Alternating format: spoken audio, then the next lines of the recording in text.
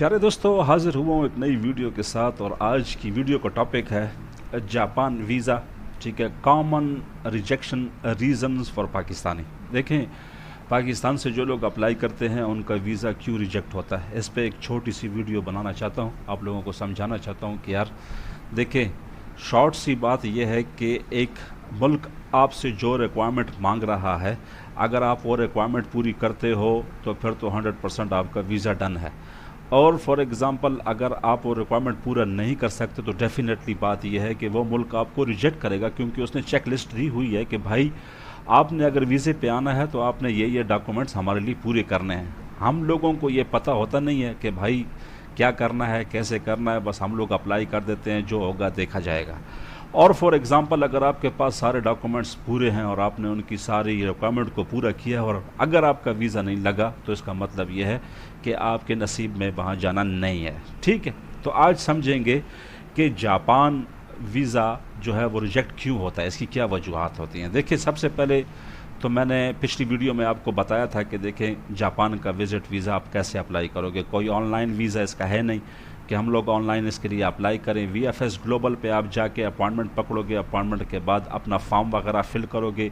वो form filling मैंने last time बता दिया है कि अगर आप टूरिस्ट पे जा रहे हो तो यहाँ पर देखें फॉर्म पे आके इनका एप्लीकेशन फॉर्म है, ये मैंने बताया कैसे करना है और जो चीज़ें हैं वो सारी यहाँ पर पड़ी हुई हैं। लेकिन आज हम बात करेंगे सिर्फ और सिर्फ चेकलिस्ट पे कि उन्होंने जो चेकलिस्ट दी हुई है, वीडियो को शॉर्ट रखना चाहता हूँ कि जो चेकलिस्ट दी हुई है उस चेकलिस्ट को हमने अंडरस्टैंड करना है और उसी के मुताबिक अपना केस अपॉइंटमेंट लेके वहाँ पर फाइल बना के जाके जमा करवा देना है। ठीक है, इंशाल्लाह आपका फिर वीज़ा लगेगा। ठीक है, देखिए passport and copy of personal status page. ठीक है, जो आपका फ़ोटो लगा हुआ है जिस पेज पे, वो आपका पहले नंबर पे वो मांगते हैं। ठीक है, पासपोर्ट का।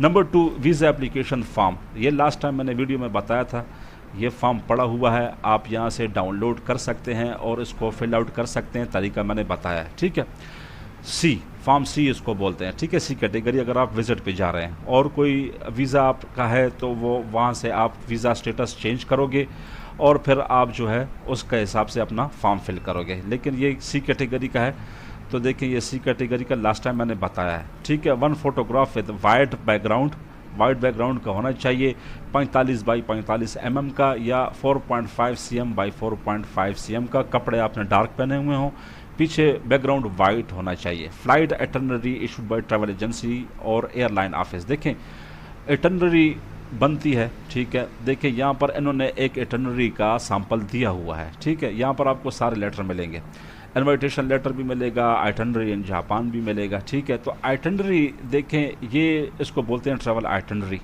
यहाँ पर आपने सारा लिखना होता है, कब आप जाओगे, किस एयरपोर्ट से जाओगे, किस एयरपोर्ट पे उतरोगे, पहला दिन आप कैसे गुजारोगे, सेकंड डे आप कहाँ जाओगे, थर्ड डे, यानी कि आपका जो ट्रैवल है, जो पर्पज़ है आपका, पूरा यहाँ पर लिखोगे कि आपने कौन कौन सी जगह पे जाना है, कैसे आपने सैर व सियाहत करनी है। ठीक है, itinerary with information one on places you plan to visit and stay. देखें, 2 किस्म की आइटनरी होती हैं। एक आइटनरी आपको जो है वो फ़्लाइट बुकिंग जो करते हैं, जो एयरलाइन वाले या एजेंसी वाले होते हैं, वो होती है।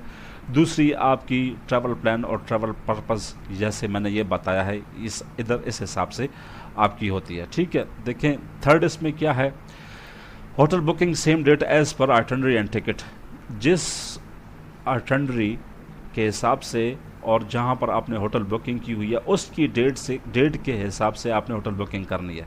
यानी कि आपका आइटनरी और ट्रैवल बुकिंग, यानी कि टिकट आपने जिस डेट का लिया हुआ है और आइटनरी जिस डेट की बनी हुई है कि मैं उतरूँगा, पहले यहाँ जाऊँगा, फिर उस हिसाब से आपने होटल बुकिंग भी करनी है।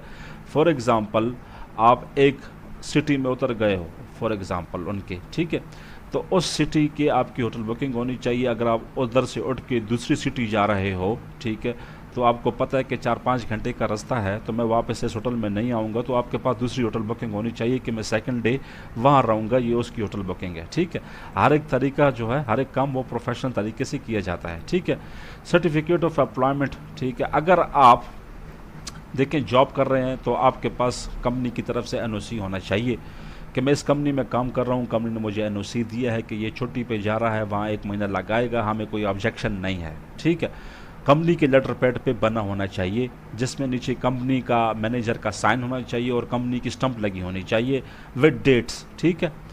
और अगर आप बिज़नेस कर रहे हो, देखें तो बिज़नेस के लिए आपके पास, अच्छा जो जॉब कर रहा है उसके पास 3 मंथ सैलरी स्लिप भी होनी चाहिए कि मैं इस कंपनी में काम कर रहा हूँ और ये 3 रिसेंट मेरी सैलरी स्लिप्स हैं, मैं इस कंपनी से इतनी सैलरी लेता हूँ, ठीक है। और फॉर एग्जांपल अगर आपके पास बिज़नेस है तो बिज़नेस का क्या क्राइटेरिया है, देखिए business profile, chamber of commerce से आपके पास बिज़नेस रजिस्टर होना चाहिए, NTN नंबर आपके पास उसका होना चाहिए, पर्सनल इन्फॉर्मेशन पेज आपके पास होना चाहिए, SECP से भी आपका बिज़नेस रजिस्टर होना चाहिए। ये देखें इसका क्राइटेरिया है अगर आप बिज़नेस कर रहे हैं। NTN होना चाहिए, चैम्बर ऑफ कॉमर्स होना चाहिए और SECP का भी सर्टिफिकेट आपके पास होना चाहिए। ये बिज़नेस रजिस्ट्रेशन की कंप्लीट डिटेल होती है। अगर आपका बिज़नेस रजिस्टर्ड है तो फिर आप बिज़नेस के डॉक्यूमेंट पे आप अप्लाई कर सकते हो, ठीक है। यहाँ पर देखिए copy of bank statement for recent 3 month, देखिए आपको बता रहे हैं 3 महीने की बैंक स्टेटमेंट चाहिए, 6 महीने साल की नहीं चाहिए, ठीक है। If you are paying for your trip you must submit document certifying that relationship between you and one who is paying for your trip as well, bank step and sign mandatory. देखिए यहाँ पर बताया गया है, देखिए अगर आप खुद कर रहे हो तो आप अपनी बैंक स्टेटमेंट लगाओ, ठीक है। अगर फॉर एग्जांपल कोई लड़का है, कोई लड़की है या किसी का कोई बाप है, उसके पास उसकी स्टेटमेंट है, वो अपने बच्चे को स्पॉन्सर करेगा, तो उस चक्कर में ये होगा कि आपका जो वहाँ पर एक्सपेंस होगा, जो आपका खर्चा होगा, वो कौन बर्दाश्त करेगा। तो आपने अपने अब्बू की या अम्मी की या भाई की आप स्टेटमेंट लगा सकते हो। यहाँ पर वो बता रहा है कि one who pays for your trip as well, ठीक है, जो आपके लिए ट्रिप का पे करेगा उसके आपके पास स्टेटमेंट होनी चाहिए। ये मेरा अब्बू है, ये अम्मी है, ये ब्रदर है, ठीक है। बैंक स्टेटमेंट कैसी होनी चाहिए, बहुत लोगों को ये नहीं पता होता है। बैंक स्टेटमेंट स्टंप लगा हो बैंक का, ठीक है, और साइन होनी चाहिए, यानी कि मैनेजर का साइन भी उस पर होना चाहिए, ठीक है। अगर आप स्टूडेंट हो, कॉपी ऑफ स्टूडेंट कार्ड, ठीक है, और only if the applicant is still registered as a college student. आप कॉलेज स्टूडेंट हो और आपकी अम्मी या अब्बू के खर्चे पे या उसकी बैंक स्टेटमेंट पे आप जा रहे हो, ठीक है, तो आप अपना स्टूडेंट कार्ड भी लगाओगे साथ में कि मैं स्टूडेंट हूँ और मुझे इस ट्रिप पे जो है वो स्पॉन्सर कर रहा है, या जो मुझे पे करेगा वो मेरा अब्बू पे कर रहा है या अम्मी पे कर रही है, और ये इसकी बैंक स्टेटमेंट है, ठीक है। अच्छा, copy of CNIC A4 size. अच्छा, ये A4 साइज़ क्या होता है? A4 साइज़ वो जो पेपर होता है, उस पेपर पे जब आप जाते हो कोई प्रिंट वगैरह करवाते हो किसी कंपोजिंग की दुकान से, या जो नॉर्मल किताब का पेज होता है कॉपी का, कॉपी से थोड़ा बड़ा होता है, इसको A4 पेज कहते हैं। तो आपका ID कार्ड भी A4 पेज पे होना चाहिए प्रिंट, ठीक है, और आपकी CNIC की जो कॉपी है, शनाख्ती कार्ड है, उसकी भी A4 साइज़ में प्रिंट होना चाहिए, ठीक है। अच्छा, फिर देखिए आखिर में family registration certificate. Family registration certificate FRC इसको बोलते हैं, आपको नादरा से मिलेगा। Only for families with validity of recent 3 months.